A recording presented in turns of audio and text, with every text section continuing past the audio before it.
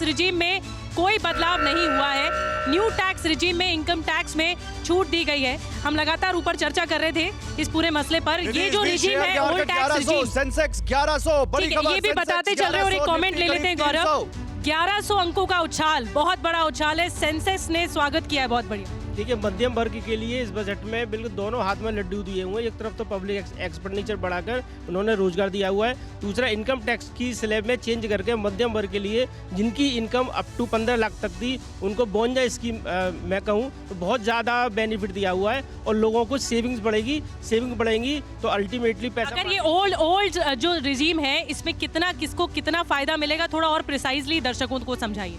देखिए, पहले old regime में जो बेसिक एग्जम्पशन लिमिट थी वो 2.5 लाख तक थी।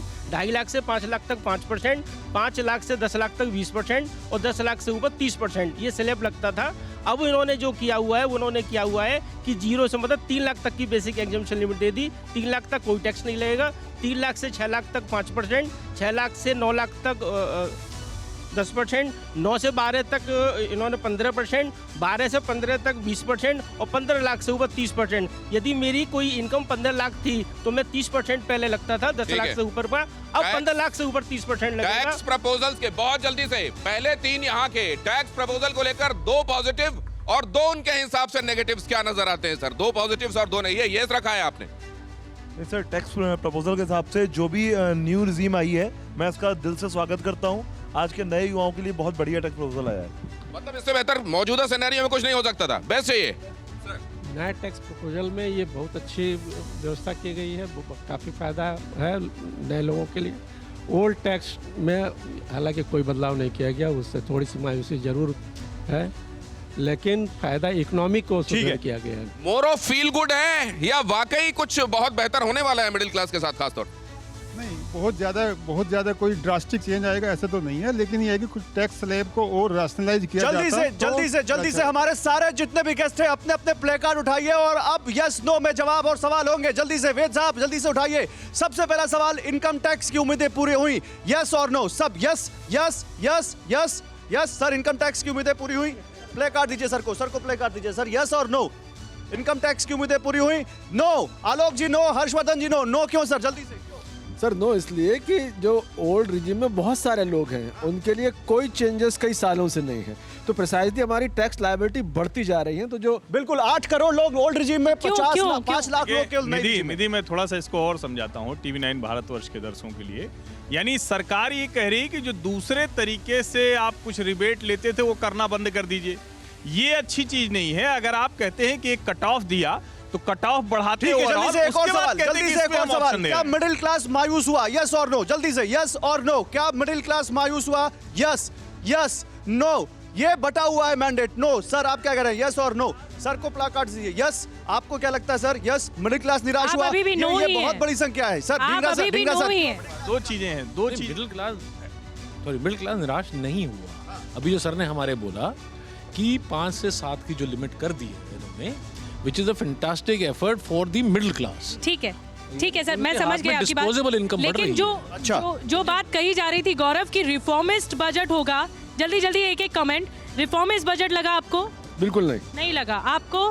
जी हाँ, बिल्कुल लगा। रिफॉर्मिस्ट है, पॉपुलिस्ट रिफॉर्मिस्ट? पॉपुलिस्ट ही है, रिफॉर्मिस्ट नहीं है ना, क्योंकि हमने काफी एक्सपेक्ट किया कि काफी out of the box thought process है। एक्सपेक्टेशन मीट किया नहीं किया है एक्सपेक्टेशन मीट आपकी? नहीं, काफी हद तक एक्सपेक्टेशन मीट इसलिए किया है, रिफॉर्मिस्ट है, क्योंकि जो पहले से करते आ रहे हैं, जिस दिशा में हम चल रहे हैं वो सही दिशा है। वो दिशा सही है, आप बताइए। टू सम एक्सटेंट रिफॉर्मिस्ट लगा आपको? आप मैडम रिफॉर्मिस्ट लगा। इस बीच हमारे साथ सुरभि भी आ चुकी है। सुरभि हमारी सहयोगी आ चुकी है। सुरभि महिलाओं को बहुत ध्यान से बिल्कुल, मैं इस बजट को पूरा सुनकर इसलिए आई हूं क्योंकि बड़ी बातें जो आपने कही थी। मेरे पहले सवाल का जवाब दीजिए। महिलाओं के लिए स्पेशल स्कीम? महिलाओं के लिए स्पेशल स्कीम है, बिल्कुल है। बुजुर्गों को ध्यान में रखते हुए, किसानों को ध्यान में रखते हुए, चुनावी माहौल को ध्यान में रखते हुए, दिनेश जी, सबसे महत्वपूर्ण यही हो चुका है कि हम जो एक्सपेक्टेशंस कर रहे थे, क्या उन एक्सपेक्टेशंस पर खरा उतर रहा है, आम लोगों की एक्सपेक्टेशंस पर। इसीलिए खास पैनलिस्ट के साथ साथ हम उस चुनावी माहौल का भी जिक्र करते आ रहे हैं, मिडिल क्लास का भी जिक्र करते आ रहे हैं, किसानों का भी जिक्र करते आ रहे हैं। कहना गलत नहीं है। सुरभि, टैक्स बहुत अहम है। टैक्स बहुत अहम है। टैक्स को लेकर लोग साफ तौर पर कह रहे हैं कि मिडिल क्लास को फायदा हुआ है टैक्स के लिए। आपसे आप मानते हैं सबसे बड़ा फायदा? मैडम बिल्कुल हुआ है। मैंने आपको बताया जो न्यू रिजाइम के हिसाब से इनकम टैक्स 7 लाख आया वो हुआ है। महिलाओं को 2 लाख रुपए तक का ब्याज ज्यादा मिलेगा। MSME में 1% ब्याज की छूट दी जा रही बिजनेसमैन को। ये सभी चीजें देखा जाए तो देश की आम जनता, मिडिल क्लास के लिए फायदे की चीजें हैं। सर 7 प्राथमिकताओं के साथ शुरुआत होती है, infra, green growth, financial sector और यूथ पावर। हाँ, न्यू रिजीम के लिए ठीक है, और लेकिन ओल्ड रिजीम के साथ भी कुछ करना चाहिए था इनको। ओल्ड रेजिम के साथ कुछ करना चाहिए था। आप अग्री करते हैं सर इस पॉइंट पर? नहीं, बिल्कुल करते हैं। उसमें मैंने इसीलिए बताया ना कि कुछ छूट जरूर मिली है, लेकिन कोई बहुत बड़ा परिवर्तन हुआ हो ऐसा नहीं है। इसके और कुछ ज़्यादा किया जा सकता था, लेकिन साथ ही कुछ ऐसी मजबूरियाँ होती है गवर्नमेंट की, क्योंकि उसको अपने खर्चे के लिए भी तो चाहिए ना कुछ। It's not easy to run a nation और गवर्नमेंट हमारे साथ जुड़ रहे हैं मनी 9 के एडिटर अंशुमन। आइए उनसे समझते हैं टैक्स का ये गणित एक्चुअली क्या वाकई बहुत फर्क लाने वाला है क्या मिडिल क्लास के पॉकेट को लेकर? अंशुमन, कैसे देख रहे हैं आप? दिनेश, मिडिल क्लास के पॉकेट पर उन लोगों पर कोई फर्क नहीं पड़ेगा जो बड़े पैमाने पर पुरानी टैक्स रिजीम का फायदा लेते हैं। इसे हम ऐसे समझ सकते हैं कि जो नई टैक्स रिजीम आई थी उसमें 75 अलग अलग डिडक्शन या जो रियायतें मिलती थी उन्हें खत्म कर दिया गया था। जो आप बीमा लेने पर रियायत लेते हैं, जो बचत पर टीसी की रियायत लेते हैं, जो आपको होम लोन का इंटरेस्ट रेट देने पर रियायत मिलती है, ऐसी करीब लगभग 4 लाख रुपए की रियायत एक आम मध्यम वर्ग के व्यक्ति को मिलती है। उसे छोड़कर उसे नई टैक्स रिजीम लेने के लिए कहा गया था। वित्त मंत्री ने जो आज घोषणा की है, उस घोषणा के सारे प्रमुख फायदे नई टैक्स रिजीम में जाने वाले को मिलेंगे। इसका मतलब 2 तरह से समझ सकते हैं। यदि किसी की इनकम 7 लाख रुपए तक है और वो कोई टैक्स नहीं पे करता है, बचत नहीं करता, तो वो तो इस स्कीम में आ सकता है। लेकिन एक बहुत बड़ी आबादी भारत की जो टैक्स पेयर्स का हिस्सा है, वो आज तक नई टैक्स रिजीम का हिस्सा नहीं बने हैं। ये बहुत पॉपुलर स्कीम नहीं थी। इस बजट की कोशिश ये है कि इस स्कीम को पॉपुलर किया जाए, ज्यादा लोगों को इसमें लाया जाए, और इसलिए इस स्कीम को आज डिफॉल्ट स्कीम भी बना दिया गया है। यानी अगर आप सारी रियायतें जो आपको मिलती हैं होम लोन पर, बीमा पर, बचत पर, उन्हें छोड़ना चाहते हैं तो आप इस स्कीम का हिस्सा बन सकते हैं। ये इनकम टैक्स के आज के फैसलों का मंतव्य है। अंशुमन जी, अगर आप कह रहे हैं कि रिबेट इसमें कम की गई है तो इसे फायदा समझे या फिर नुकसान? किसमें रिबेट कम की गई? इसमें रिबेट कम नहीं, इसमें रिबेट नहीं कम की गई है। इस स्कीम में तो रिबेट बढ़ाई गई है। इस स्कीम में तो 5 लाख रुपए से 7 लाख रुपए तक की टैक्स फ्री कर दी गई है इनकम, और जो स्लैब्स का नंबर है वो 7 से 5 लाख कर दिया गया है। पर आप समझिए कि 2 तरीके के घर हैं। एक घर ऐसा है जिसमें कम लोग रहते हैं क्योंकि उसमें पंखे हवा नहीं है, दूसरे घर में रियायतों की हवा चल रही है। तो उस रियायतों की हवा जहाँ चल रही है वहाँ ज्यादा लोग रहते हैं और उस घर में ज्यादा लोग इनकम टैक्स का फायदा उठाते हैं। सरकार ये चाहती है कि लोग बाकी रियायतें छोड़ दें।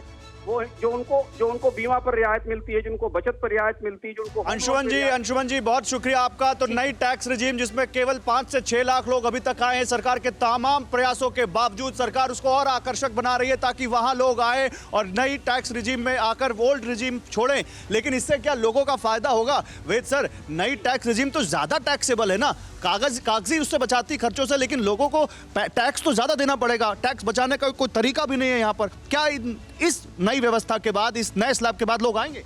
नई स्लैब में बेसिकली क्या है, ये जो नया टैक्स रिजिम था ये पिछली बार काफ़ी लोगों ने अडॉप्ट नहीं किया।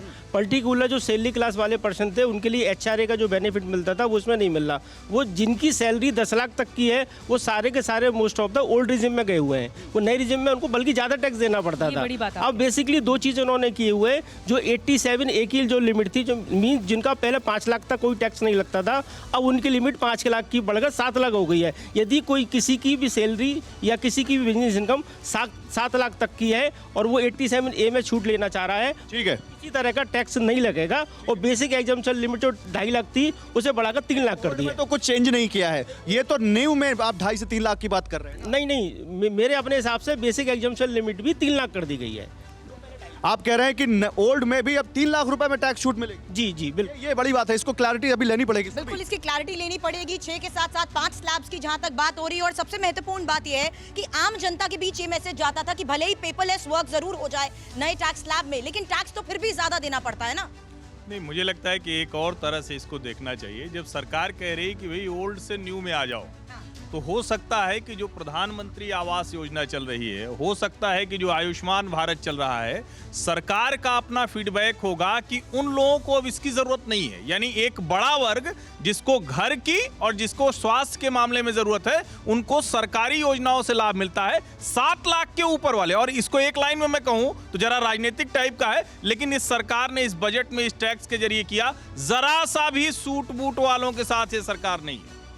एक बार फिर से ये देखिए, ये नो वाले जो स्वर हैं वो क्यों हैं, जरा एक बार फिर से प्लेकार्ड्स उठाइए और हमारे दर्शकों को बताइए टैक्स को लेकर इस बार सरकार का जो प्रपोजल है वो आप लोग प्लीज किस तरीके से देखते हैं। आपके पास जो प्लेकार्ड्स हैं देखते हैं जरा, नोज और यस देखिए जरा, जिनके पास भी प्लेकार्ड है, मैं इस समय ये जरूर गुजारिश करूंगा आप सब के सब ये जरूर उठाकर रखिए। एक बार फिर एक बार ये पता चलने दीजिए ज्यादा संख्या किनकी है। यस और नो को अगर आप देखते हैं तो यहाँ तो लगभग बराबर बराबर दिखाई दे रहा है और आपने तो उठाया ही नहीं है।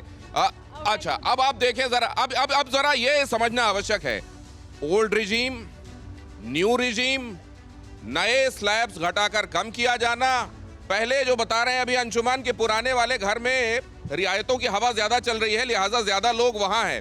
सरकार ने ये जो किया है ये पहले से जटिल हो गया है मामला या आसान हुआ है? नहीं, जटिल तो नहीं हुआ है, आसान हुआ है, लेकिन इस पूरे बजट को खाली टैक्स तक अगर सीमित देखेंगे तो इसका रूप अलग है।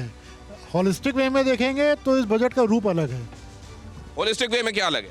हॉलिस्टिक वे में जो capital expenditure, job generation, state को जो सपोर्ट किया है, एमएसएमई को जो सपोर्ट किया है, वो पहले नहीं था। वो एक बहुत बड़ा चेंज है बजट का। लेकिन आपने नो कहा है, ये जो पुराने रिजीम में जो नयापन आया है उसको आप नो कह रहे हैं, नकार रहे हैं आप, क्यों? मैं इसलिए कह रहा हूँ क्योंकि अगर आप देखेंगे जो कह रहे हैं कि आपको जो बेनिफिट हो रहा है वो खाली 15,000 का हो रहा है, जो 6 से 9 लाख रुपए का है। जो 9 से 12 लाख रुपए उसको 20% का हो रहा है, तो इतना बड़ा नहीं है। अगर आप देखेंगे तो दायरा बड़ा नहीं है। आप पहले यस थे बाद में नो हो गए। नहीं, मैं पहले से नो बोल रहा हूँ, पहले से नो बोल रहा हूँ क्योंकि बहुत ज़्यादा कहना ये है कि दायरा नहीं बढ़ा है, फायदे का दायरा नहीं बढ़ा है। दायरा नहीं बढ़ा और वो एक्सपेक्टेशन इतना हाई था कि हम सोच रहे थे कि और देखिए और हमारे साथ मनी 9 के एडिटर अंशुमान हमारे साथ एक बार फिर से जुड़ गए। अंशुमान, अब हम आपको देख भी पा रहे हैं यहाँ जो लोग यस और नो के संदर्भ में ये टैक्स को लेकर इस बार सरकार के प्रपोजल्स देख रहे हैं, लगभग बराबर हैं। 50% यहाँ मौजूद लोग हाँ अच्छा है कह रहे हैं और 50% ऐसे हैं जो कह रहे हैं नहीं अच्छा नहीं है। इस हिसाब से पहले के मुकाबले कंपैरेटिवली आप इसको कैसा पा रहे हैं? किस बजट, अगर आप पूरे बजट की बात कर रहे हैं तो उसमें कई सारे प्रावधान है दिनेश, लेकिन अगर आप कल इनकम टैक्स की बात करें तो उसकी अलग मतलब है। आप अपने अपने तरह से देखने का नजरिया हो सकता है कि आप किस तरह से देखें, लेकिन अगर इनकम टैक्स के फायदे की दृष्टि से देखें तो बजट में फायदे को नापने का एक और बड़ा तथ्यसंगत पैमाना होता है कि सरकार रियायतें देने पर कितने पैसे खर्च करती है अपने बजट से। इनकम टैक्स की रियायतों पर सरकार केवल 35,000 करोड़ के रेवेन्यू के लॉस का एस्टिमेट कर रही है, और ये एस्टिमेट केवल नई स्कीम के संदर्भ में ही है, क्योंकि अगर बड़ी स्कीम में इतनी बड़ी रियायतें दी जाती तो इनकम टैक्स का जो रेवेन्यू लॉस था या जो रेवेन्यू आउटगो था या जो बजट से रेवेन्यू जाने वाला होता वो बहुत बड़ा होता। तो फिलहाल सरकार ने शुरुआत से संकेत दिया है कि वो इनकम टैक्स के पूरे ढांचे में रियायतें खत्म करना चाहती है, लेकिन यहाँ एक दिनेश छोटा सा कंट्राडिक्शन इस पूरी व्यवस्था में है कि एक तरफ बचतों को प्रोत्साहन की जरूरत बताई जा रही थी, हालांकि बजट में कुछ प्रावधान है बचतों को प्रोत्साहन देने के लिए। सीनियर सिटीजन के लिए बजट की सीमा बढ़ाई गई है, महिलाओं के लिए एक सेविंग स्कीम लाई गई है, लेकिन जो बचतों को प्रोत्साहन देने वाली पुरानी टैक्स रिजीम थी उसमें कोई बड़ी रियायतें नहीं हैं। तो अब ये चुनने की बात है कि अगर आप चाहें कि नई टैक्स रिजीम ज्यादा अच्छी और ज्यादा रियायतें देती है तो कोई भी व्यक्ति अपनी पुरानी रियायतें छोड़ सकता है, और ये बात 3 साल से लगातार चल रही है, और इसीलिए तो पुरानी टैक्स रिजीम नई टैक्स रिजीम में बहुत ज्यादा लोग नहीं आए, क्योंकि भारत में एक चीज और मैं क्लियर कर दूं कि भारत में इनकम टैक्स का जो बुनियादी ढांचा था वो रियायतों पर केंद्रित था, इंसेंटिव्स पर केंद्रित था।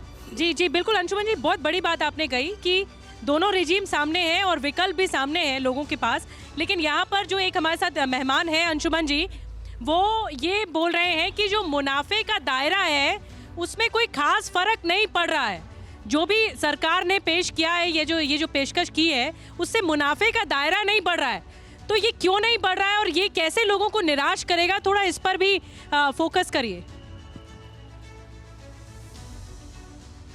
स्वाभाविक सी बात है कि फायदे का मध्य वर्ग को कोई सीधा बड़ा फायदा नहीं मिल रहा है। जो विशेषज्ञ आपके साथ बैठे हैं वो बिल्कुल सही बता रहे हैं, क्योंकि इस स्कीम में कम लोग हैं और कम लोगों को ज़्यादा रियायत देने के बाद भी फायदा नहीं होगा। भारत का जो बड़ा इनकम टैक्स क्लास था वो अपने बचत पर 80C में 80D में या अपनी जो इनकम टैक्स सीमा थी जिसमें अधिकांश लोग हैं उसमें वो फायदा चाह रहे थे, इसलिए प्रत्यक्ष रूप से कोई बहुत बड़ा फायदा मध्य वर्ग के इनकम टैक्स पेयर को सीधे तौर पर नहीं मिल रहा है इस बजट से। ये बात बिल्कुल सही है, और ये इसलिए है क्योंकि मैंने शुरुआत शुरुआत में भी जब हम सुबह कार्यक्रम में वहाँ मौजूद थे टीवी 9 पे, तो मैंने कहा था कि इस बजट से बहुत ज़्यादा उम्मीदें रखना ठीक नहीं है, क्योंकि ये बजट 3 महत्वपूर्ण परिस्थितियों में आ रहा है। पहली परिस्थिति, भारत की आर्थिक विकास दर 3 साल की न्यूनतम अगले साल होने वाली है। सरकार के रेवेन्यूज में अगले साल ज़्यादा गिरावट होगी इस साल की तुलना में, और सरकार को बहुत सारी स्कीमों पर खर्च ज़्यादा करना पड़ेगा, जबकि उसके लिए बजट नहीं है। और इसलिए सरकार ने इस पूरे बजट में कोई भी बड़ी प्रत्यक्ष रियायत नहीं दी, यहां तक कि कोई बड़ी मेगा स्कीम भी डिक्लेयर नहीं की,